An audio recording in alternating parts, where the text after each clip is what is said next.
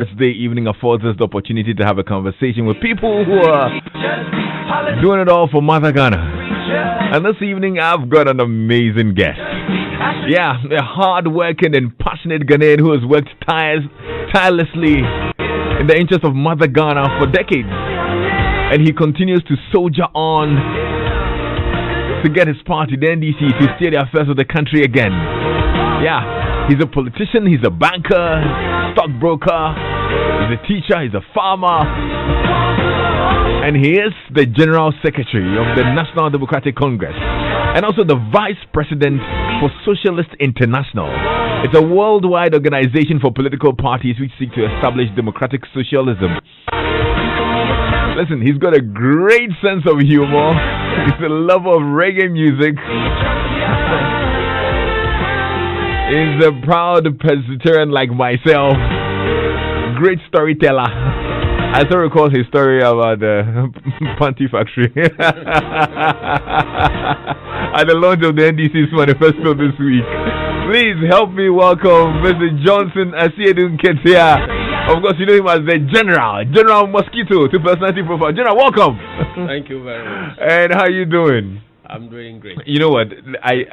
When I put out the information that you're going to be on the show today, a lot of people send me messages. Lexus, please let him repeat this panty story for us. It was more like the highlight of the night.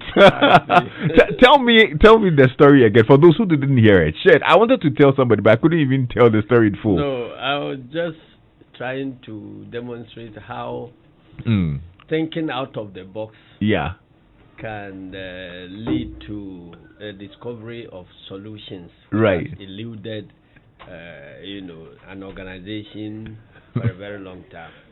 So what was it with the factory? Yes, I said that there was a factory that manufactured underwear. Okay. And then at the close of business every day, you see that management will do the stock taking, and then there will be shortages. So they tried everything conventional, including placing scanners at the gate so that they will scan the bags and everything of workers. Yeah. They couldn't get it. They got to a point where they were conducting intrusive searches to find out whether somebody is wearing two pants and all that. That proved futile. So this watchman, who nobody will credit of any good sense, told management that, can we search the people on their way inside the factory instead of searching them when they are going out? Management didn't think that it was a sensible suggestion at all, and moreover coming from somebody down there who is not credited with any degrees and so on. But after they tried everything, they decided to give it a try. And then one morning they were, searching the staff as they entered the factory. And they realized about half of them were coming without underwear.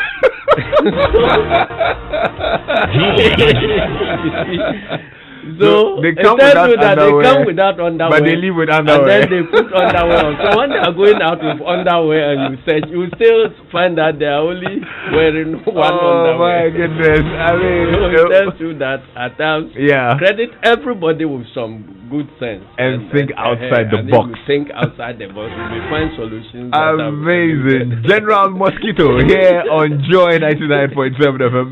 Listen, it was a great story. I mean, Adam told me the other day that she actually remembers that. That's a part of the launch. So the whole campaign launch, that was I don't know, Kai. But anyway, how you doing, General? I'm doing fine. Yes, I'm sure you've been busy the past couple of weeks, planning campaign tours. Very busy, running around the country, planning manifesto launch and all that. Yeah. Reviewing the manifesto to submit it for approval by National Executive Committee and all that. It's been a very hectic week, so I decided to sleep for today. Yeah. So the whole day, I didn't take any call from radio stations and so on. I just slept throughout, and a little bit relaxed for tomorrow. Oh, I'm so happy, and I'm glad I get to speak to you on a relaxed day because usually you're very busy, and I'm sure you'd probably not be in the mood for laughs if it was one of those days. But hey, today it's a very relaxing conversation, so don't switch into campaign mood yet. Very well. Okay, let's start that tomorrow. But I'm sure you were working throughout the COVID period, the lockdown and whatnot. Did it hamper your activities, as you were planning for the election in any way?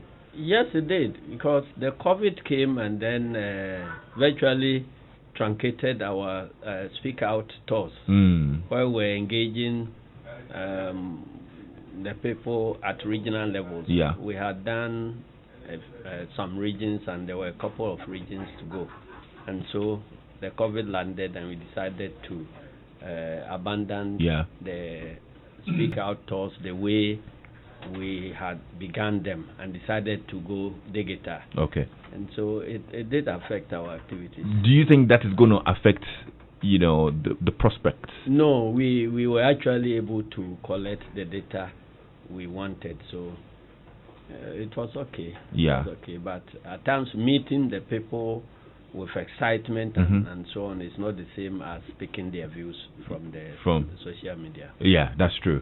So your focus right now is to get the NDC back in power after the December elections. Sure. Am I right? Sure. That's the sole focus. The main focus. How do you assess? Of course, the main focus is to remain alive first. Okay. And before we can go in. Yeah. How do you assess your chances now?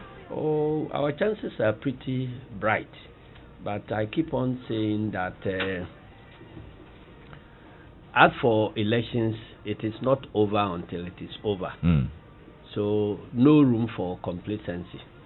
If we were to vote today, I believe NDC can win. But 3 months is a lot of time where political fortunes can switch. So we shouldn't relax. We should continue soldiering on until the final victory. Are you optimistic? Very optimistic. Do you get the same feedback from the populace? Yes, I do. Why? Why do you think they want the NDC back? Well, in gathering their views about how to formulate the People's Manifesto, we got a sense that they are disappointed in the ruling government. Okay. But one thing I also kept saying and reminding my party people that the people's disappointment in the government is a step towards victory, but that is not victory. Okay, they may be disappointed in one government, but if you don't offer them a better prospect, they may want to stay with what they know instead of venturing into any new waters. So we think that we have very good prospects of winning the election, and we should emphasize on the messaging and all that. Okay. They'll give us the vote. We'll talk more about preparations for December, but let's get to know you a bit more. I know the people in Wenchi are keenly listening. Yes. Of course, in one of their own. But is that where you grew up? Tell us a bit about growing up. Is that where you were born? In Sekwa. Sekwa is my hometown. Of course, it used to be in Wenchi district, but now the district has been carved. Time has been carved out of Wenchi district, so we are no longer under Wenchi district. Those days we were all under Wenchi district. And but Sekwa is in Bono. It's in the Bono region. Bono region. Okay. So it was part of Wenchi district. You know, Wenchi used to be one of only 4 regions in Brong-Ahafo. 4 districts in Brong-Ahafo. Brong-Ahafo, the time it was created, used to have only 4 districts. Yeah. You had Wenchi, you had Atebubu, you had Goso, and you had Sunyani. And then, so it is out of these districts that many more districts have been carved out. So Wenchi, if you like, has been a parent of about 6 or 7 districts. Okay. Out of Wenchi, Nkranza was carved out. Nkranza has now become Nkranza North and South. Out of Wenchi, Techman was carved out. Techman has become Techman North and South. Out of Wenchi, Kentampo was carved out.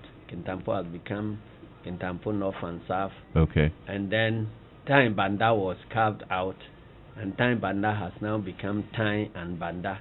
And you still have the parent Wenchi. Wenchi, yeah. It can tell you how far we have come. I see. Yes. So that's where you grew up. Okay. Sekwa. In Sekwa. Yes, in Wenchi West constituency. Okay. Which is now part of it has been carved out into the Time. The Time constituency. So my hometown is now in Time district. So that's where I grew up. In the town itself and the villages surrounding it. With mom and dad? Lived with both of them? Well, up to some time. We are extremely matrilineal.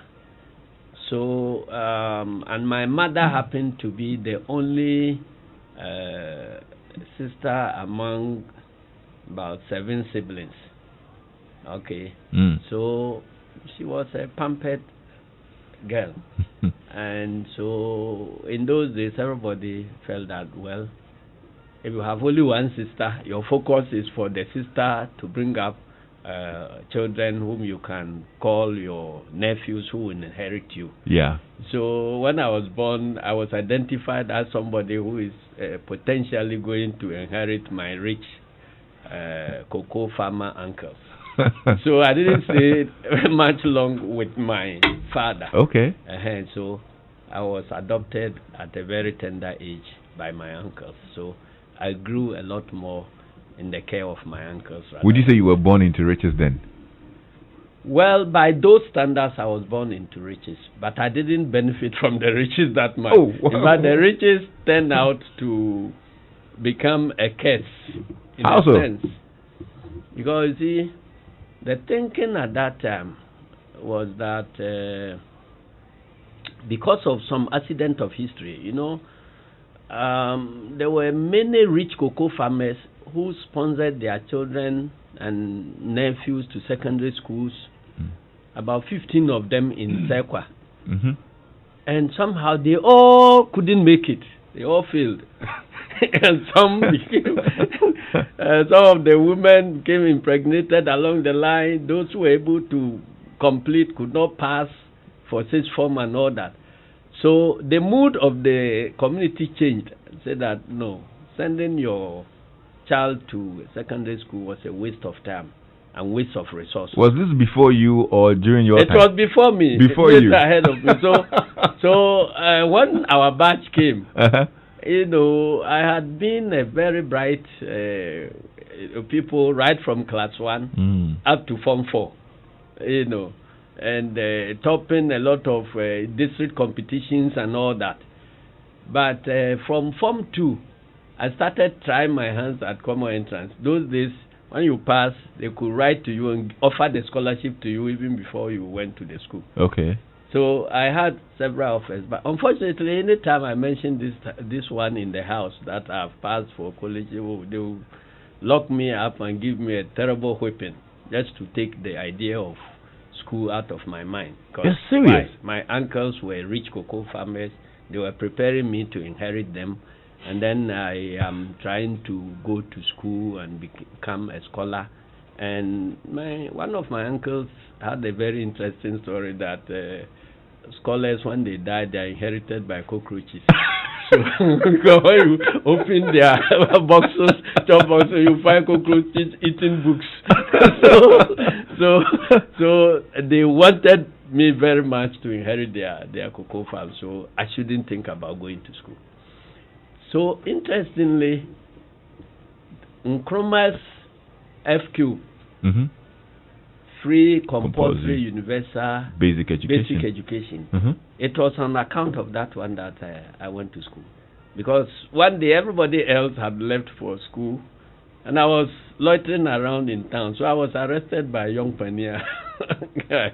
Okay. And even though, if you read about young pioneer, it was a fantastic means of grooming up the youth of Ghana to be nationalistic and so on. So if you are living with a young pioneer in your house and the parent is doing something that is against the country, that boy will go and report you to the police and they will come and arrest the parent.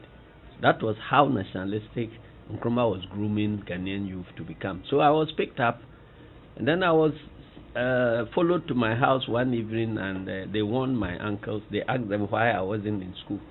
Then they warned them, and in those days when you talk about free, compulsory. Yeah. It was actually compulsory because the law allowed parents to be prosecuted if they didn't send their children to school. Right. So they threatened to prosecute my uncles, and that was why I was. That was why they took you back to school. Yes, yes. And even because of my diminutive stature, when I was taken to school, I mean, they will ask you to put your hand above over your head. If you can touch your ear, it means you are grown enough to go to school. I tried it; it wasn't working. But still, my people feared prosecution, so they admitted me. And in those days. And this was at what age? I was, I think, between 5 and 6 years. Okay. Thereabout. And I had not been baptized at that stage. But in Presby schools, the head teacher is almost always the catechist. So they just line us up. They look at your face and say, your name is James. you are Peter, you are this. So when it reached my turn, they say, you are John. So I started as John Nketiah. So until... So where from the son? That is another story. I want to know where the son came from. You know, it came when we were going to form one. You know, we had about 10 basic schools, all competing to select the best to enter Sekwa Presby Middle. So the head teacher at Sekwa Presby Middle was one Mr. Jako, who always organized an exams, much like common entrance. Yeah. So that all students from the 10 basic schools will write an exam, and then the best 50 will be selected for the middle school. So at that time, when the Ajako exams was conducted, I came first. And when we all met at the school, some from their various villages, when they heard that this was the guy who disgraced all of you, he came first. Some of the bullies started to beat me up. And then I remember one of them said that the name John is the name for a rat. John. So, you know, they were bullying me, and everybody started teasing me that, oh, John, if you are somebody who is not smart, then you're working John. So that's how they call it. So where you're John. Then I said, okay, then let me add one. So that's how I added. So you added a Johnson. See, the things that can influence people at that age. Wow. So I added Johnson. If I had known that John would be a presidential name in Ghana, you could have added it. I would have left it that way. Well, if you're just tuning in, this is Joy 99.7 FM. I'm spending time with John Nketiah. And you can join the conversation on WhatsApp 0244340437.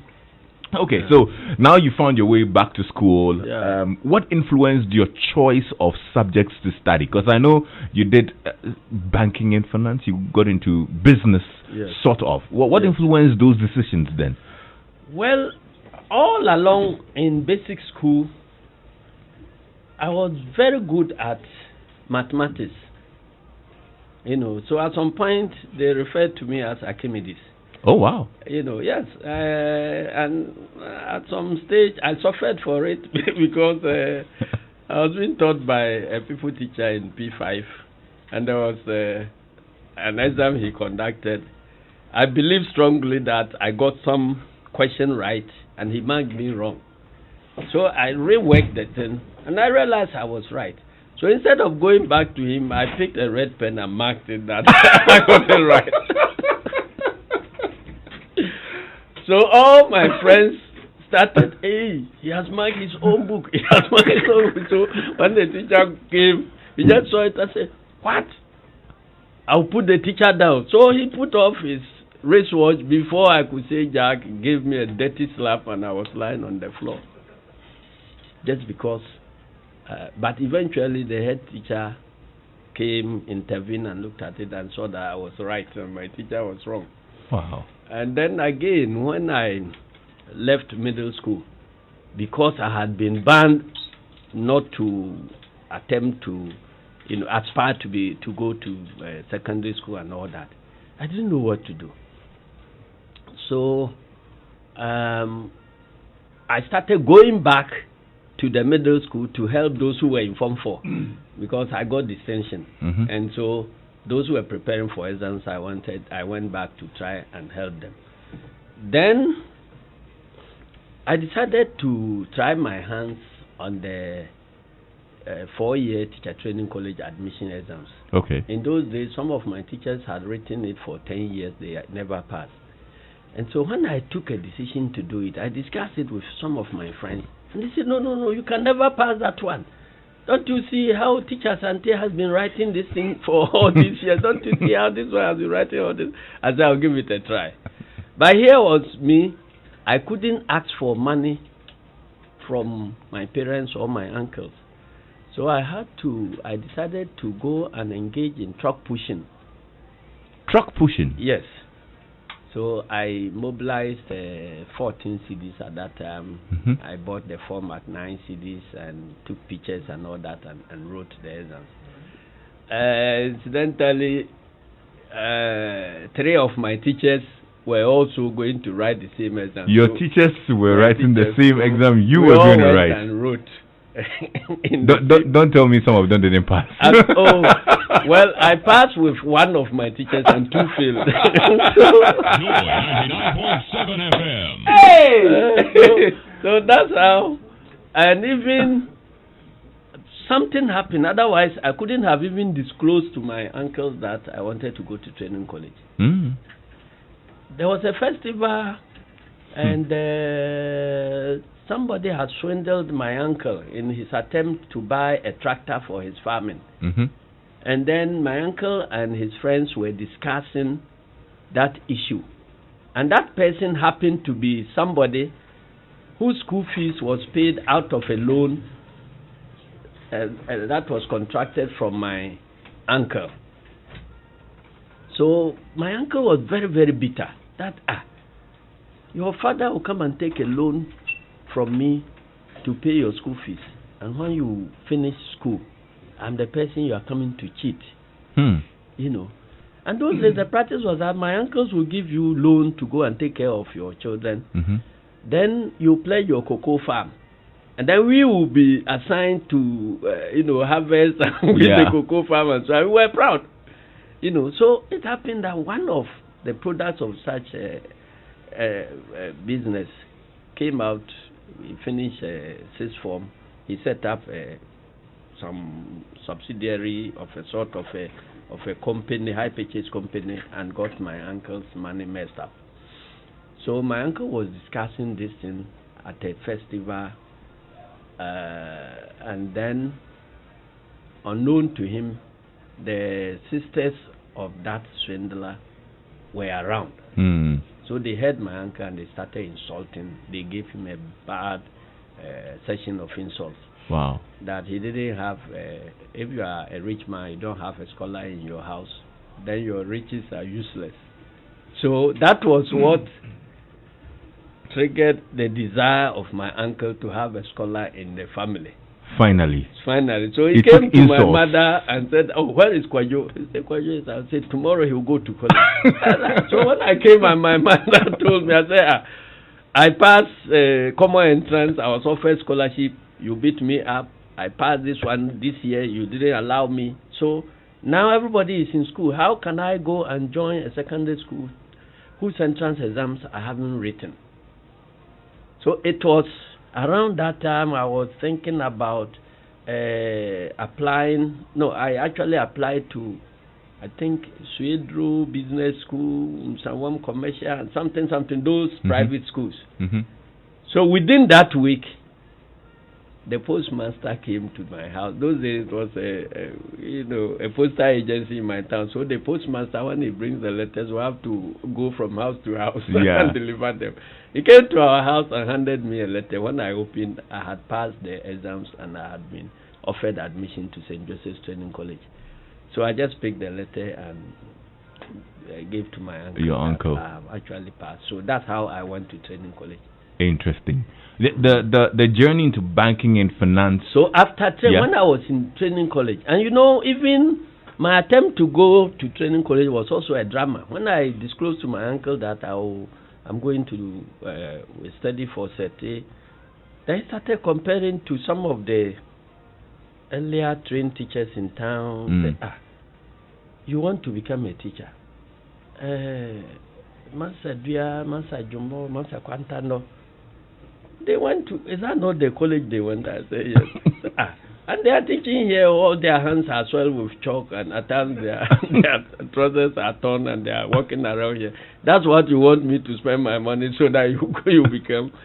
Then my Form 3 teacher, Mr. Furry, kept insisting that, look, I was a bright chap and that there was an opportunity for me to upgrade from Training College to a university.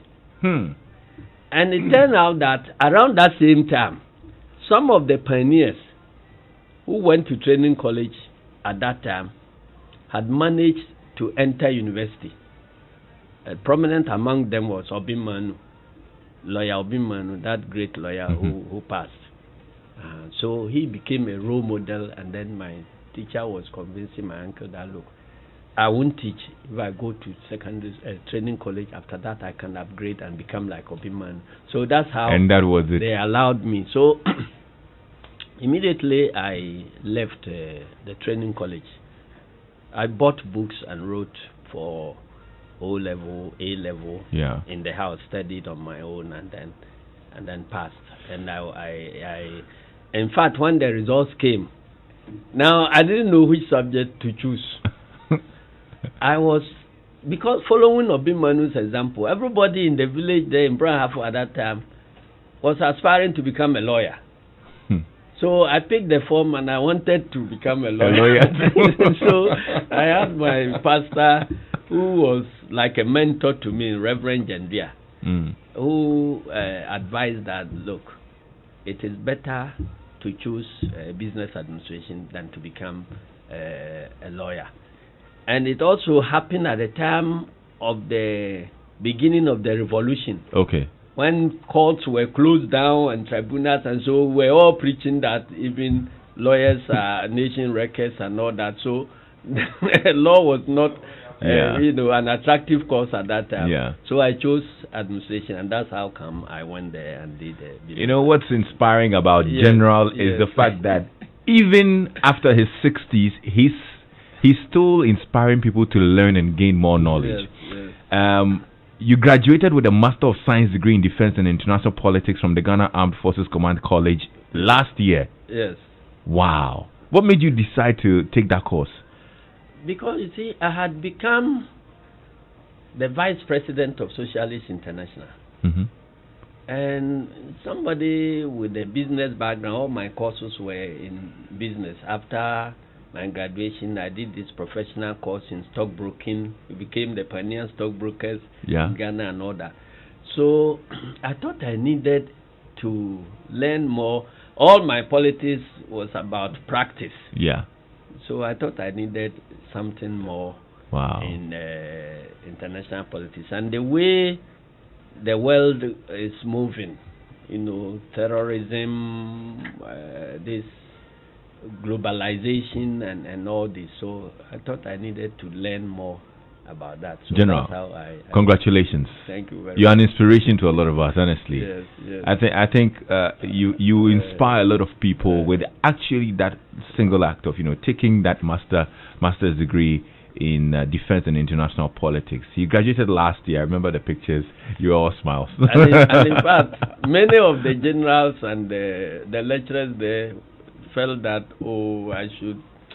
I should pursue the PhD from there, and I said, no. We had lost elections. And I knew I would be free for a certain time. Okay. And to be able to utilize that time, well, I decided to go to school. So wow. I would not have time to do that PhD. So, and I didn't want. There are several universities that have written to offer PhD, honorary PhD. But learning from the leader of our revolution, that is President Rawlings, you know, at the time he staged the revolution, he was still flight lieutenant, and he has remained flight lieutenant since then. So I don't want to go for a degree which I have actually not earned. Yeah. So when they write to me, I write to thank them and tell them I wasn't interested. You are not interested. Interesting. Okay. General Mosquito. So you are what you are, not the titles you hold. In fact, yes. Even if you got a doctor, we will not call you doctor. We will call you general. Everybody will still call me general. But where did General Mosquito come from? Well, it came from MPP. It came from MPP, and I adopted it. How? Because being a teacher, I know that when you are given a nickname and you become annoyed, it sticks. It sticks. You see, that's why I felt that, honestly, for the president to comment about this Achim Sakawatin, it was wrong. If he had left it, by now it would have passed. Nobody would remember it again. But to give it more attention, it's a way of making it stick. So, in my case, when they say General Mosquito, in a way it has stuck, in a way it has not stuck. Because they thought that it is a name that will degrade me in a sense. Okay. Because now I hear many people saying that, because of the way I make noise, because of the way some of my speeches are stingy, that's how I was. No, it has nothing to do with that. So what exactly is it then? There was a general in, is it Sierra Leone, General Mosquito, who was very brutal. Those were the guys cutting people's hands and so on. So the name was a very objectionable name, which they wanted to put on me because I had embarked on some crusade in Parliament and had succeeded. Okay. Oh, okay. And they were mad at me. So they decided to give me a name that will make me feel bad. Did it offend you? No, it didn't offend me. But the crusade I was fighting was an anti-corruption crusade. Okay. In actual fact, President Kufuor had nominated somebody. He's dead now, so I don't want to be mentioning his name. That character is dead. Okay. President Kufuor had nominated him as a deputy minister for lands and forestry, and I knew his background. I knew that this is somebody who had been working in Mim Timbers and had been sacked for stealing. So I said that he couldn't be a minister. And even if he was going to be a minister, it would be wrong to make him a minister in charge of forestry because Mem Timbers remains a government company. So you are going to upgrade him and give him a chance to go and punish those who sacked him for stealing. And it will not be good for the country. So I decided that I will fight that appointment. So from the beginning I had about 15 people joining me in that fight on the appointments committee. So I managed to have access to his files and all the letters and so on before MPP could move in government, could move to destroy the evidence there. So when they went to destroy the evidence, they thought that when they put it to me to prove, you wouldn't have any proof. Wanting, and they will encourage him to take me to court for defamation.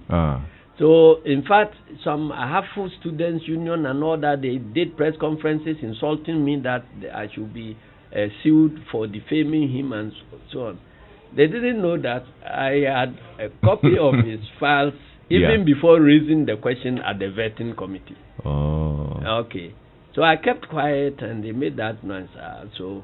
But eventually you won. When I felt that this is the opportune time, I just published everything, scanned his dismissal letters and his charges, and in the front pages of the newspapers, and went to conduct radio interviews and asked that the phone line should be open. Anybody who wants to challenge should call in. Challenge. So it dealt a nasty blow on the President Kufuor government at that time. They didn't have any option than to drop him. Yeah. So it was like one man against 200 MPs, and I won. And that's how come they called you. So they said I was a rebel. I was General Mosquito. General Mosquito, because things in Parliament, the way as we were proceeding, people were leaving the course. People were leaving one by one. At some point, I found myself alone. Then I still decided to stay the course. Okay. And eventually I won. And, and they went threatening. At some point, they brought vigilantes to Parliament House to try and look for me and lynch me. Wow. Yes, I said it won't work. How did you protect yourself? No, I don't protect myself. Somehow my opponents fear me. They have assigned all type of spiritual powers to me, so they themselves fear to attack me. So do you have any spiritual powers? Well, you want me to disown the spiritual powers so they can attack me? do you need that kind of spiritual protection in politics? No, they realize, you see, there were some 3 things that happened whilst I was in Parliament, which intensified the belief that I had spiritual powers.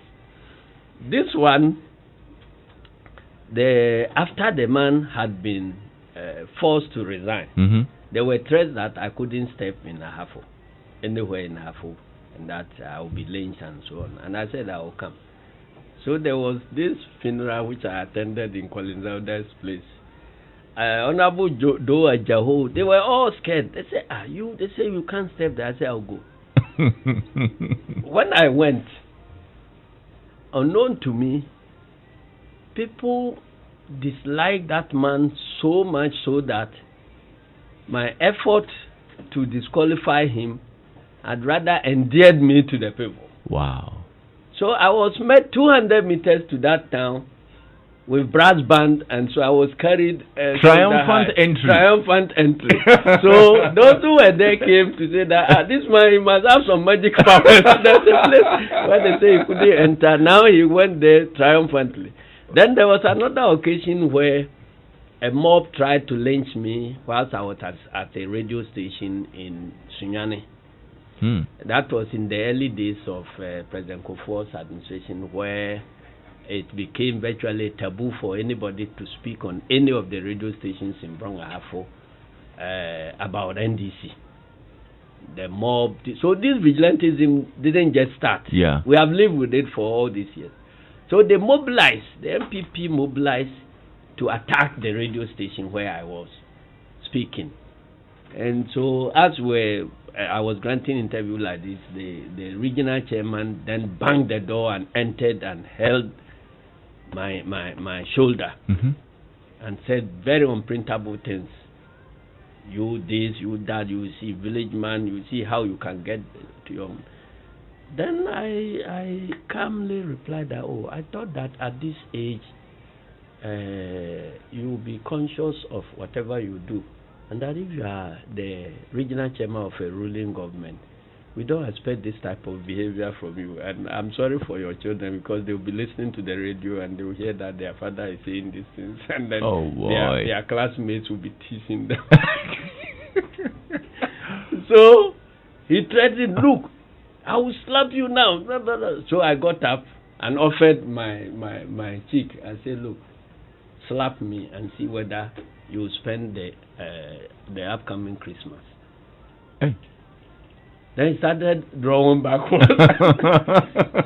So by the time I got down, there was a mob had gathered Cocoa House, if you know Sunyani Cocoa House.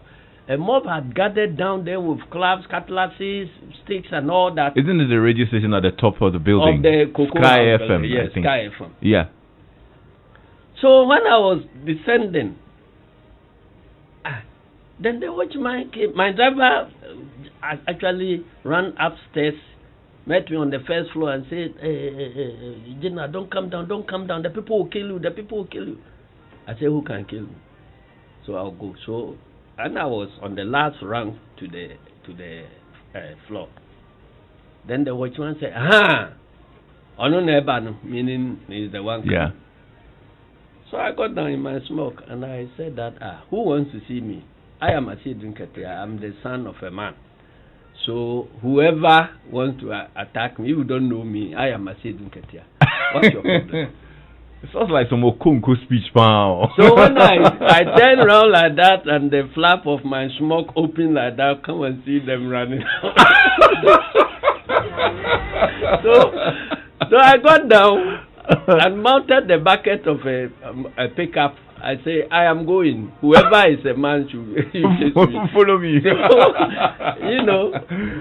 within a short time, news had gone all over the city. That some said that I removed some handkerchief and I did it like this, and everybody was lying down. So that accounted to one of the reasons why they believed I had magical powers. And third one was on the floor of Parliament.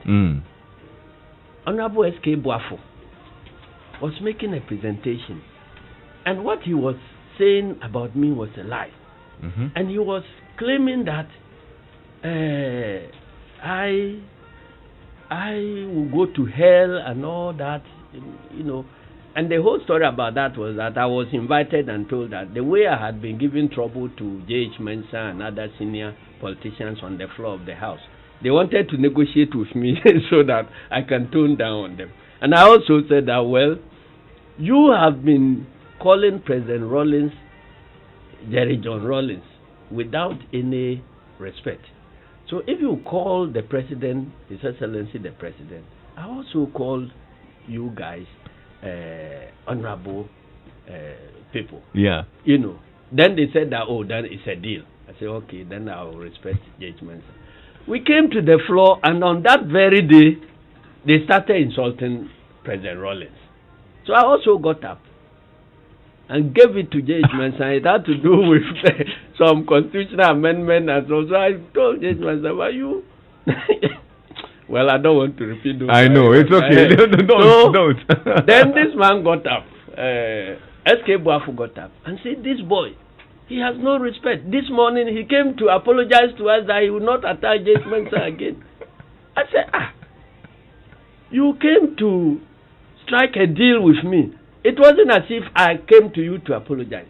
So please, you say you are a pastor, and every morning before we come to sitting, you gather people to chant and pray and all that, and you are lying.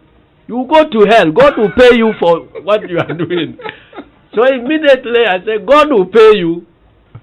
Something let off from the ceiling and hit his head, and he was on the floor. Wow. That moment, when I said God will pay you, then it used to be a cover, some big cover for the lighting. Yeah. Some aluminum something. He just left off and hit his head and he lied down. And they called the minister for help. And Parliament was suspended for some time. General, this one you have spiritual power. So that one. General, this one the BB with tree. So that one, then they all believed it. So when the Sunjana incident happened, S.K. Boafo was then the regional minister in Ashanti. So he was the first to announce that this boy, I know him, he's very dangerous. General, anyway, let's move on from there. Yes. How would you describe your journey through politics? Well, it has been very hectic but rewarding. Rewarding by way of satisfaction. I believe in job satisfaction more than financial or monetary satisfaction. That's why I'm in politics. And so there are occasions where people wonder why I'm still a man of average means and that I'm not that rich as they have projected. because if you look at my history, I've occupied positions I could have exploited to become rich. But I tell them that I'm not into politics for riches. So once I'm able to put body and soul together, I'm okay with that.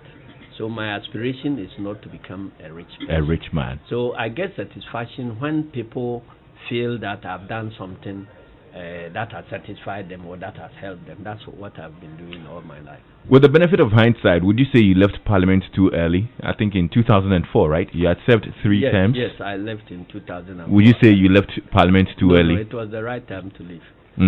Because, and I think that my decision to quit has always been right. And that's not the first time I was quitting a job. You know, I did my national service as a marketing officer with Gihok. Gihok, yes. Then it was 2 years. In the course within 6 months of that national service, the marketing manager was engaged in something and he was sacked. So I was acting marketing manager. From national service? Within national service. Wow. And you know, all the other things were being sent to me at that point where my community came to plead that I should resign and get a training to become a rural banker so that we can establish a bank in my community. So with all the perks that were ready and with all the prospects ahead of me, I resigned to go and serve my people. You know, that time, many people felt that it was a wrong decision to quit. My general manager actually wept that he is a young, brilliant person who is going to mess up his life. I quit. Then I came to do this rural banking for 4 years. At the point where I was quitting the bank too, there were tears. The same way I said I had to quit, and I left. Came to to be a stockbroker. Okay. And then you know, somehow I was the Pania assembly member too, and I was elected by Wenchi district to represent the district at the consultative assembly where we wrote the constitution. Okay. So my decision to quit the stockbroking business to go and become an MP too was met with sorrow, and people thought that I was mad because somehow the training we undertook to become a stockbroker, I topped the whole country, and they felt that here is a gem.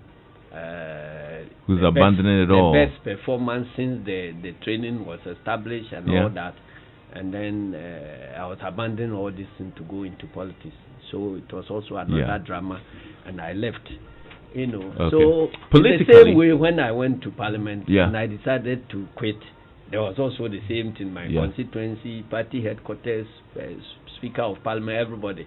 But I am grateful to God that at any point I decide to quit in my life, it opens up a brighter opportunity for me. If I had been in Parliament, who knows, I would have been the longest serving member of Parliament, but I wouldn't have had the opportunity of becoming the chief executive of my party for this long. What's the next plan politically for you? Are you looking at becoming the chairman? Maybe after Fusampafo? No, I haven't thought about that.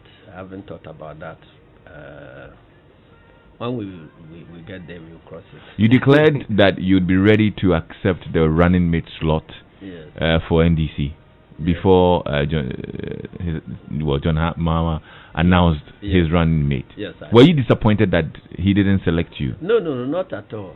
If you heard me very well, I said that I'm always ready to serve the party in whatever capacity that will push the interests of the party. And that has been my philosophy all along. If when my people felt that they needed me to, in fact, when I qualified as a trained teacher, I was working in a village somewhere. There was chieftaincy crisis in my town, and my people decided that they should bring me to become a neutral person to chair a committee that will run the town and leave the litigants, the two litigating sides, so that I can mobilize the youth for development. I had registered for my GCE exams, and I felt it would be bothersome to be in my town and studying. But I accepted because I wanted to serve my people. So I accepted, came, and in the midst of friendship and all this work, I managed to write the exams and qualified and went ahead. And at the same time, served the community. I never disappointed the community. Okay. When you heard about all these stories I said when I had opportunities at the stockbroking front and capital market and so on, and I was prevailed upon to go back, I did. When I was at Gihok, all the opportunities were ahead of me. I was prevailed upon. I withdrew and went back. So I said that, when we lost, and I felt that enough was enough, I was prevailed upon that, look, the battle we are going into, we need you as a general secretary. So I abandoned all my personal plans. That's how I came back to become general secretary. When I left Parliament, and I was going to Canada to join my wife and children, it was my colleagues in Parliament who prevailed upon me. That time, President Mahama was then MP for Bole Bamboy. He was one of them. Do Ajaho, Dan Abodakwi, E.T. Mensah. They all came together, and Bagbin came together and said that, look, the party is hopelessly divided into factions. There was Atamil's faction, Rollins faction, Obed Asamoah faction. So we need a unifier who can put all these people together for us to win elections. Have you been able to do that? Yes, I did. They prevailed upon me. So I had to abandon all my personal plans of traveling, even though my wife and children were there already. So I changed my mind that if I did not serve my party, wherever I go, I'll come back one day. So I better serve the party now. So I offered myself. And all the gurus, the three gurus, each of them sponsored their own candidate for general secretary. But when we went to the election, I defeated all of them. I had 83%, and the 17% was shared among the candidates of the groups. You understand? So that's how come I was able to put the party together for us to win the 2008 elections. With this much... So this offer of running mate and so on, my acceptance was very, very conditional. I said that I don't have any ambition to become a running mate at this stage. But if you find out that I am the person who can be a messiah to redeem the party in these problems, I don't have any option. I will accept it the same way I accepted to become general secretary and abandon my own personal plan.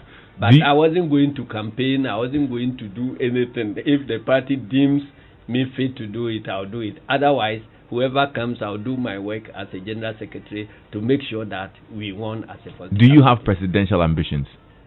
No politician can say that he doesn't have presidential ambitions. So even if I have those ambitions, they are not matured yet. They are not. Okay. There's nothing now that will trigger those ambitions. So let's leave that one to the future. But in the letter of the word, if the party, like you're saying, says, look, we think that you're a unifier. You've done all of this. If the party wants me to be Speaker of Parliament, Electoral Commissioner, Chief Justice, whoever, if the party says that we think you are qualified to do it and they offer it, I'll accept it. President Johnson Asiedu Nketiah. How does that sound? Does it sound good to your ears? Okay. Folks, we actually, the conversation is interesting. So, unfortunately, or fortunately, we've been granted a bit of time. We should end now, but we have some 10 more minutes to touch on a few more issues because I wanted to pick your thoughts on some other things as well. Before the NPP took power, the NDC talked about free SHS and how it was not practicable. Now you hear in certain quarters how NDC says that they would enhance it and probably abolish the double track system. Has the NPP proven that the free SHS works? Please, can you tell me who said free SHS was not practicable? Because you put an assumption there, and then you based on that wrong assumption, you begin building your argument. So if the assumption is wrong, then your argument doesn't come in at all. I don't remember anybody saying that free SHS was unpracticable. Okay. Not at all. Because the NDC family, as represented by PNDC, we put it right there in the Constitution that Ghana at some stage must have free universal basic education and then progressively free secondary education and so on. That was the time the Buzia Dankwa fraternity boycotted the constitution making process, that they could not sit side by side with butchers and traders and so on. So we put it there. It is in the constitution. And when we came, you saw that we took action to actually begin it. But we realized that you need a certain basic infrastructure to be able to roll it out fully. And we have started with that infrastructure side by side with partial implementation of the free SHS. So who in the world said that NDC, or who representing NDC said that free SHS was not possible? I don't remember, so your question doesn't come in. We'll leave it there. Yes. Until the day you bring me a speech that represents no, I won't pursue that course again. Free SHS is not. Yeah. Earlier, you talked about the president commenting on the Achim Sakawa Boy saga. Yes. You heard of the demonstrations as well that went on there. Yes. They're calling on President Mahama to apologize for the comments. Yes. Your thoughts? Oh, I don't have time. You think he should apologize? I don't have time to be giving that ethnocentric demonstrations a thought at all. I don't have time to concentrate on that one. You see, I have always believed that, as somebody said, that little minds discuss people. Average minds discuss events, but greater minds discuss ideas. I want us to remain at the level of ideas and then be discussing. But they are of the opinion that his comments were ethnocentric. And I'm saying that those are their ideas. They are not ideas. They are discussing events. They are discussing events. They are not discussing. You're not worried that a section of Ghana population is peeved by comments? I don't even believe that comments by your flag bearer. They represented the Achims in any way. They did not represent any Achim. So really? Then who do they represent? No, they don't represent Achim. Then who are they? Even they couldn't identify themselves properly, because they were saying that Ochimai and Bosome and the other one. You know, there are three. Kotoku. Ochimai and Bosome and Kotoku. Yeah. My knowledge about Ochimai is that Ochimai is for all the Achims. So you cannot have Ochimai and also be having Bosome and Kotoku. If they are describing themselves as Abuakwa, Bosome and Kotoku, then they are talking about Ochimai. Yeah. But you say Ochimai and Bosome and Kotoku, it means that those who claim to represent the Achims, so you're not even actually sure of the legitimacy of the people. Yeah, I don't believe that they have that legitimacy. You think they have the right a politically motivated group? I'm saying I haven't said that. I say I don't have time to discuss it. I believe that some of these things may be an attempt to divert attention from our manifesto into discussing other things. So that's why I'm saying that our manifesto is full of ideas. Let us engage on the ideas and not be talking about it. What's the biggest idea for you in the NDC manifesto? Is it the $10 billion push? There are several big ideas. Which one for you? I have not assessed which is bigger than which. It depends on where you are coming from. They represent the aspirations of various segments of the population. So to be touting one as bigger than the other, I'm asking because if I ask you on the interests of the others, General, and I'm saying that there are several big ideas that I'll mention. The big push. Yes. itself carries the title big, so you may want to let it remain. The only thing I would ask about the big push and then is you have Ghana First. Okay. Ghana First, which is also our major employment generation strategy. And then you have other things like electricity for all, rural water for all, and then the legalization of Okada and so. By the way, I've heard that somebody is saying MPP wants to legalize Okada now. Is it true? No, the only thing I heard was that there were stakeholder consultations. It will be a very interesting step for them to take. Why would it be that? Oh, I'm urging them to go ahead. You want them to go ahead? Oh, because how can the president himself describe this thing as coming from people who are not right thinking, and then they will turn around to go and implement it? No, so he said, what I hear is that there are stakeholder consultations. Well, let it remain stakeholder consultation. But I want to hear a date when it will be announced that you want the NDC to come and implement it. No. It is a good thing. So even if MPP in dying days implements it, it is not well and good. So I don't have any problem. What would you think if they did implement it, though? Oh, they will have questions to answer. Because something that is good for the country is good for the country, whether it is implemented by NDC or MPP. We will be happy. But they will have follow-up questions to answer from the people they first described as not right thinking, who were suggesting that idea. And then also, I hear they are talking about the importation of salvage cars law is also going to be reviewed. General, let's leave what they are saying. We'll put that aside. Finally, yes. What will be your message to Ghanaians and why you think they should bring the NDC back to power? Oh, I thought that my last message should not be about bringing NDC to power. My last message should be about to the youth of the country. Okay. Because I was called to discuss my life history. So right. I felt that. I mean, there are so many things that I've loved for us to talk about. So all my life, I forgot to bring you a copy of a certain booklet I put together. Okay. Titled "My Experiments at Community Development." Yeah. The case of Nkramine Secondary School. I would love to have it. Yes, I'll let you have it tomorrow. Okay. It captures the work I did at community level when, as I told you, I was brought to mobilize and make sure that we can organize the youth to refocus on development and leave chieftaincy things to chiefs and all that.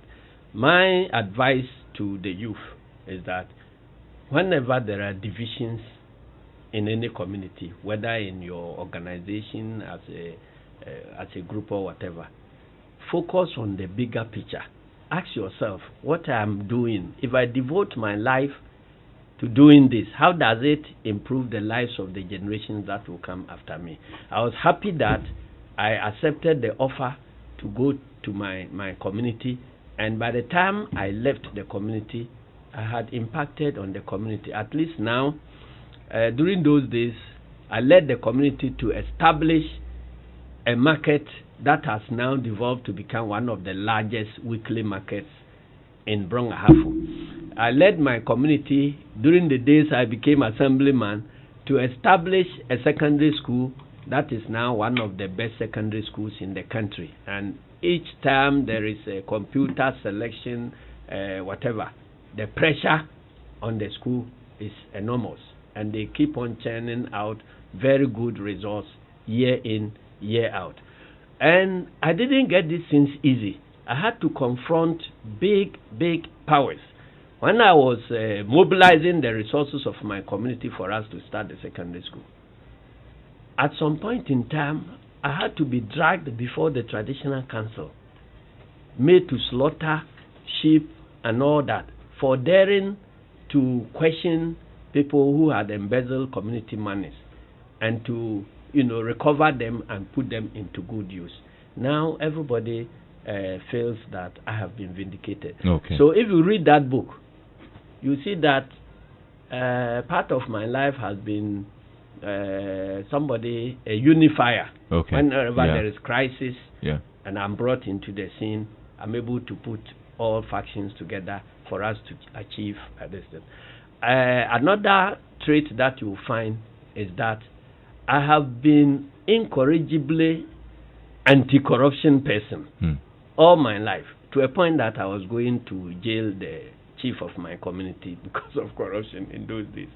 And from there to secondary school, to training college, to where I worked as a deputy minister for agriculture, and the work I did in parliament too, my record as an anti-corruption crusader, even to this date, it's also there. I believe that you always try to look at how you can serve your community. Okay. And the greatest people are people who die living things that live on. Awesome. It's not about those who live riches. General Nyamishrao, thank you so much. I mean, it's been such an interesting conversation. We could have gone on and on and on and on, but, well, we've taken too much time. Uncle Ken, we totally apologize for that, but it's been a great conversation. The General Secretary of the NDC, General Mosquito, or you can call him President John Asiedu Nketiah.